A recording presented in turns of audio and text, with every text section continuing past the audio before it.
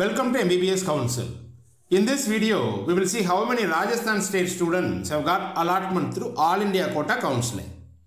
If you are new to this channel, subscribe to this channel now and click the bell icon to get regular updates. From Rajasthan State, 427 candidates got allotment in All India Institute of Medical Sciences, highest among all states. 10 got allotment in JIPMER.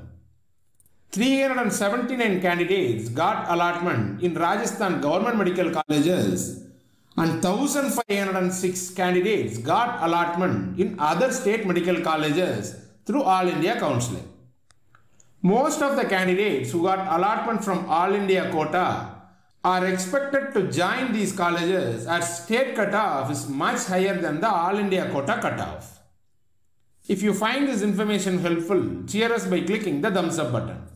Contact admission helpline if you need expert guidance. See you in the next video.